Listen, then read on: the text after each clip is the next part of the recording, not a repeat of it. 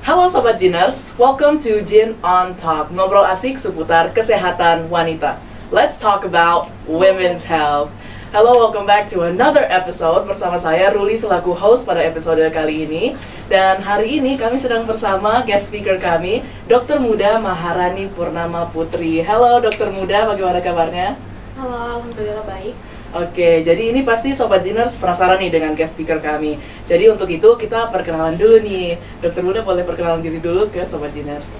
Halo teman-teman, perkenalkan nama saya Maharani Purnama Putri. Saya saat ini sedang berada di stase Obgyn untuk menjalani stase yang akan saya lewati.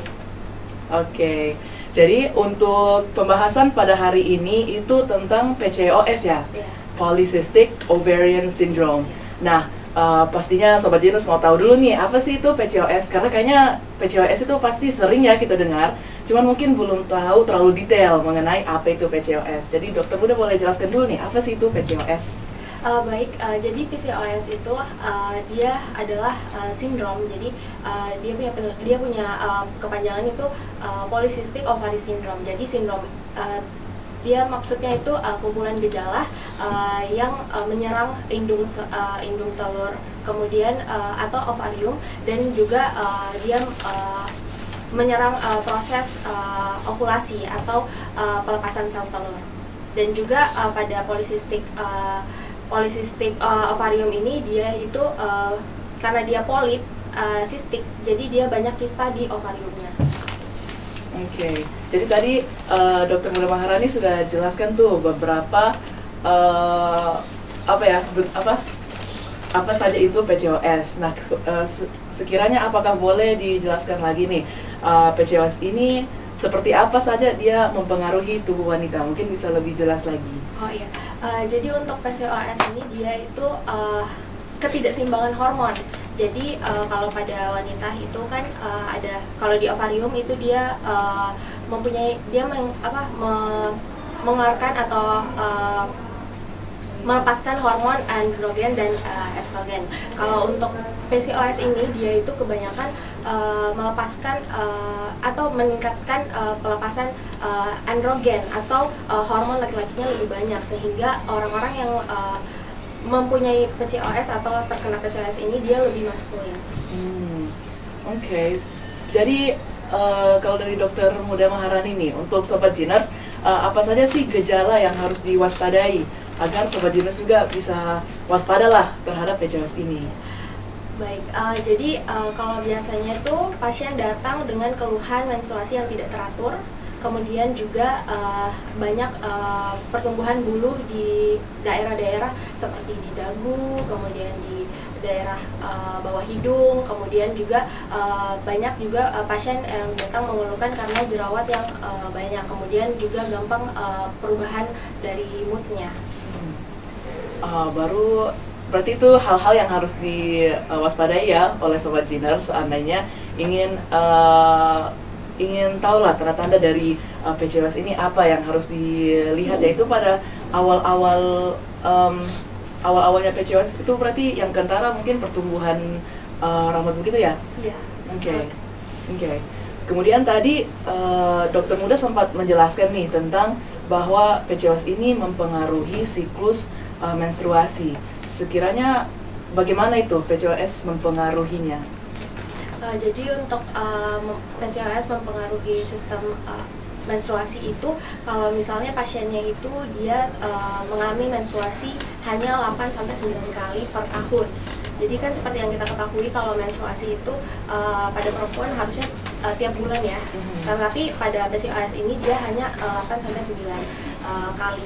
Jadi dia mengalami keterlambatan karena karena terlalu banyak kista di dalam ovariumnya, sehingga dia untuk pelepasan sel telurnya itu tidak maksimal, sehingga dia terjadi 8-9 kali per tahun. I see. Berarti mungkin itu berarti kalau Sobat Jiners kayak menyadari nih, saya siklus menstruasi saya berkurang nih dari biasanya, itu berarti mereka bisa waspada juga ya bahwa ini mungkin tanda dari PCOS. Kemudian untuk PCOS ini apakah dia bersifat genetik atau bagaimana Dokter Muda? Ya, jadi untuk PCOS ini dia memang betul dia bersifat genetik. Jadi kalau misalnya ada keluarga seperti orang tua yang memang memiliki keturunan PCOS, atau misalnya dia terlambat untuk hamil, nah itu bisa jadi menurunkan kepada anaknya. Berarti memang ada ya faktor Iya, keturunan yang ada. terlibat. Oke. Kemudian di sini sekiranya untuk dalam PCOS ini bagaimana sih bagaimana hubungannya dari peran hormon dalam PCOS? Sekiranya kayak tadi kan sudah sempat dijelaskan, mungkin bisa lebih dalam lagi, hormon apa sih yang paling berperan di PCOS ini? Ya. Jadi yang paling berperan tadi sudah saya jelaskan, kalau yang paling berperan itu adalah androgen, di mana untuk androgen ini lebih banyak didapatkan pada lelaki daripada perempuan. Kemudian yang bisa juga itu dengan kelebihan insulin atau hormon insulin. Nah, hormon insulin ini dia mempengaruhi, kalau misalnya terlalu banyak mengonsumsi gula, kan itu gula dia memproduksi insulin lebih banyak kan di dalam tubuh. Nah, sehingga ketika hormon insulin itu berlebihan, dia akan memicu kadar androgen ini menjadi lebih tinggi, sehingga orang-orang yang biasanya itu didapatkan pada orang yang obesitas itu memiliki kadar insulin yang tinggi, karena kan mereka sering suka mengkonsumsi makanan karbohidrat yang banyak, sehingga terjadi kelebihan androgen itu. Berarti salah satu faktor risikonya dari PCOS ini obesitas ya? Iya, obesitas. Oke. Kemudian boleh dijelaskan lagi nih, apakah ada faktor lingkungan atau kayak faktor gaya hidup yang mempengaruhi dari PCOS ini? Ya baik, terima kasih. Jadi untuk pengaruh dari faktor lingkungan itu bisa saja seperti faktor pekerjaan. Mungkin pasiennya itu stres ya karena pekerjaan yang banyak, sehingga itu bisa memicu kadar androgen menjadi meningkat, sehingga bisa menjadi pasiennya itu terkena PCOS. Biasanya itu memang pasien datang biasanya ditanya kenapa bisa halangannya terlambat. Itu biasa ditanya tentang faktor stres ya. Jadi PCOS ini memang bergantung pada faktor stres. Kemudian juga selain itu ada juga pola hidup, gaya hidup seperti makan yang banyak, karena kan kita tahu kalau pada orang-orang obesitas itu kan makannya lebih banyak ya, jadi memang harus diperbaiki pola makannya. Oke, berarti mungkin pesan untuk Sobat Geners agar jangan terlalu stres ya, mungkin harus perbanyak healingnya supaya bisa terjauhi lah dari PCOS ini, karena ternyata faktor stres itu menjadi salah satu faktor yang sangat berdampak ya. Iya, benar. Oke. Kemudian bagaimana sih, pasti Sobat Geners sangat penasaran, bagaimana sih cara untuk mendiagnosis PCOS secara tepat? Ya baik, jadi untuk bagaimana caranya mendiagnosis PCOS dengan tepat, itu pertama kita lihat dari siklus menstruasinya.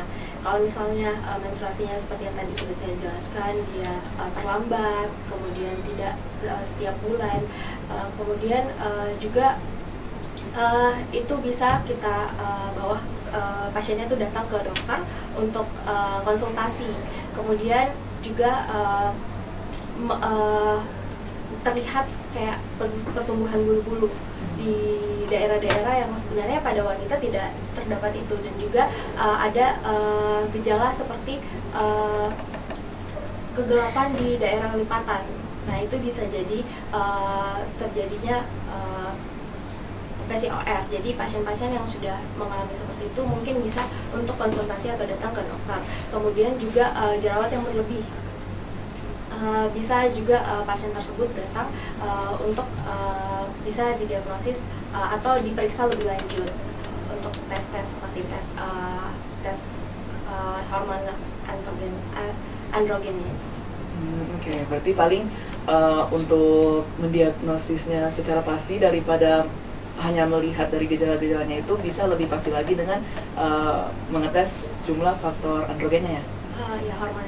Hormon androgennya. Oke. Kemudian pasti ada kan kayak gangguan hormonal lainnya nih. Sekiranya apa kalau dari dokter muda Maharani, apa perbedaan dari PCOS dengan gangguan hormonal lainnya? Baik, kalau untuk PCOS sendiri itu dia terjadi karena gangguan metabolik. Kalau untuk gangguan hormonal lainnya itu biasanya karena faktor stres atau faktor gaya hidup. Kalau untuk PCOS sendiri dia itu memang dari gangguan metaboliknya, sehingga orang-orang yang dengan PCOS yang mempunyai faktor genetik atau keturunan itu bisa terkena. Oke. Berarti itu ya tadi untuk Sobat Dinas berapa perbedaan dari PCOS dengan gangguan hormonal lainnya. Nah, selanjutnya kalau dari dokter muda Maharani nih, apakah ada penelitian terbaru mengenai PCOS ini? Mungkin yang baru-baru ini baru didapat lagi sesuatu yang baru mengenai PCOS. Ya, baik. Jadi untuk penelitiannya itu yang saya dapatkan itu faktor stres. Kemudian jadi memang ada penelitian dia membagi itu menjadi 3 faktor. Yang pertama itu faktor genetik, faktor lingkungan, dan psikologisnya. Jadi itu yang saya dapatkan di penelitian terbaru. Jadi memang orang-orang, saya juga punya contoh ya, teman saya, dia itu stres karena pekerjaannya, sehingga dia datang ke dokter. Kemudian dia bilang ke dokter bahwa siklus menstruasinya tuh terganggu. Terus dokter menanyakan, ternyata yang menjadi faktornya itu adalah stresnya itu, psikologis. Berarti dokter muda sudah langsung dapat ya kayak contoh secara langsung dari seseorang yang karena stresnya bisa menyebabkan PCOS ini ya. Oke, kemudian bagaimana sih itu penanganan awal untuk PCOS? Untuk penanganan awal PCOS itu seperti yang tadi sudah dijelaskan kan, dia ada bergantung dengan dia masuk juga, maksudnya ada dengan faktor resiko obesitas. Kalau dia obesitas berarti yang harus diperbaiki adalah pola hidup sehatnya.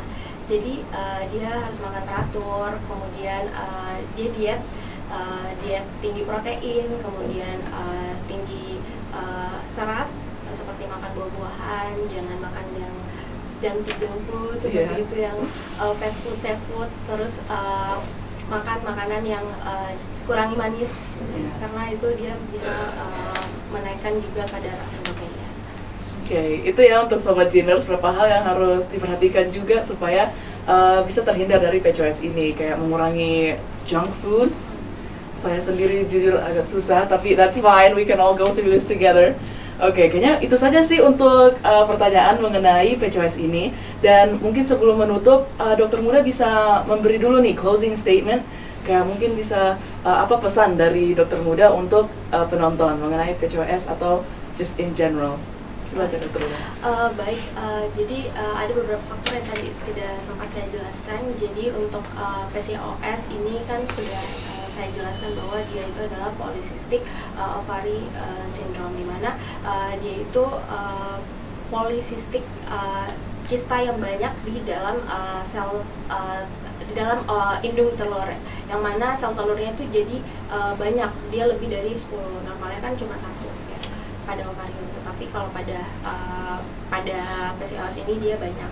Nah, apa yang harus dihindari agar tidak menjadi seperti itu? Yang pertama itu karena memang udah faktor keturunan, jadi memang tidak bisa dihindari. Yang bisa kita tuh lakukan adalah mencegah. Nah, mencegahnya itu seperti yang tadi, kurangi makanan yang manis, kemudian juga diet. Kalau misalnya berat badannya berlebih, dietnya itu seperti tinggi protein, serat, makan sayur-sayuran, kemudian buah-buahan, kemudian juga menghindari faktor stres. Karena kan yang tadi saya baca juga penelitian ada yang karena faktor stres sehingga memicu kadar endrogennya, sehingga membentuk sel-sel telur di dalam ovarium. Jadi itu juga harus dihindari. Kemudian ada juga yang mengatakan pada jurnal yang saya baca, jauhi rokok, karena memang rokok ini sangat tidak baik ya, karena dari rokok kan ada kandungan nikotin. Nah, nikotin itu juga bisa menyebabkan tingginya endrogen, sehingga orang-orang dengan mungkin sudah memiliki faktor genetik harus menghindari merokok atau menghindari orang yang merokok, karena itu bisa menyebabkan adanya kandungan. Dan juga kalau misalnya sudah memiliki gejala-gejala seperti terlambat menstruasi, itu harus segera ke dokter untuk konsultasi agar diberikan pengobatan farmakologi dan juga non farmakologi atau edukasi.